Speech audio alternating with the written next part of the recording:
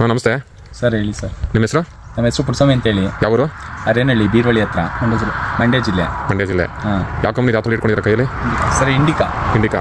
ಇದು ಕೋಸು ತೂಕ ಇಳುವರಿ ನೋಡಿ ನನಗೆ ತುಂಬ ಖುಷಿ ಆಯಿತು. 10,000ನ ತುಂಬ್ಕೊ ಹೋಗೋಕ್ಕೆ ಅಂತೇಳಿ ಬಂದಿರೋದು. ಹಂಗೆ ಇದು ನೋಡಿದ್ನಲ್ಲ ವೆಯ್ಟು ಮತ್ತು ಇದು ಫ್ಲವರ್ ಇದನ್ನ ನೋಡಿದ್ನಲ್ಲ ಚೆನ್ನಾಗಿತ್ತು, ಅದಕ್ಕಾಗಿ ನಾವು ಆರ್ಡರ್ ಕೊಟ್ಟಿದ್ದೀವಿ. ಆರ್ಡರ್ ಕೊಟ್ಟಿದ್ದೀರಾ? ಹಾಂ. ಚೆನ್ನಾಗಿದೆಯಾ ಇದು ಕೋಸು? ಹಾಂ. ರೆಗ್ಯುಲರ್ ಇಲ್ಲ?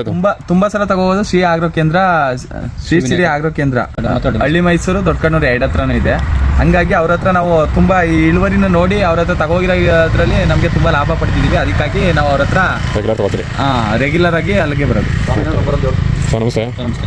ನೀವು ಈಗ 10,000 ಪೈರು ಕೊಡ್ತಾ ಇದ್ದೀರಾ ಸರ್? ಇದಕ್ಕೆ 10,000 ರೂಪಾಯಿ ಕೊಡ್ತೀವಿ. ಇವರು ಮಂಡ್ಯ ಜಿಲ್ಲೆಯವರು, ಅರೇನಹಳ್ಳಿ ಅಂತ, ಅಕ್ಕೆಬಾಳು ಹೋಬಳಿ. ಸರ್ ಇವ್ರ ಹೆಸರು ಪುಟ್ಸ್ವಾಮಿ ಅಂತ. ಇವರು ಟ್ರಸ್ಟ್ ಮಾಡ್ತಿದ್ದಾರೆ. ಹೂಕೋಸ್ ನೋಡಿ ತುಂಬ ಇಷ್ಟಪಟ್ಟಿದ್ದಾರೆ. ಹಿಂಗಾಗಿ ನಮ್ಮ ಹತ್ರ ತಗೊಳ್ತಾ ಇದ್ದಾರೆ. ಚೆನ್ನಾಗಿ ಬೆಳೆದಿದ್ದಾರೆ. ಪಕ್ಕ ದೊಡ್ಡ ಒಂದು ಫೀಲ್ಡ್ ಮಾಡಿದೆ, ಇವತ್ತು ಮೀಟಿಂಗ್ ಮಾಡಿದ.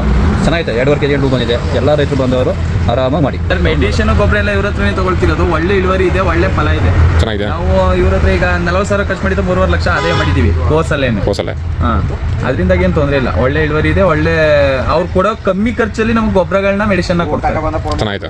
ಒಳ್ಳೆ ಇಳುವರಿ ಬರ್ತಿದೆ ಸರ್. ರೈತರೆಲ್ಲ ಆರಾಮಾಗಿ ಹಾಕ್ಬೋದು? ಆರಾಮಾಗಿ ಹಾಕ್ಬೋದು sir. Okay okay, thank you.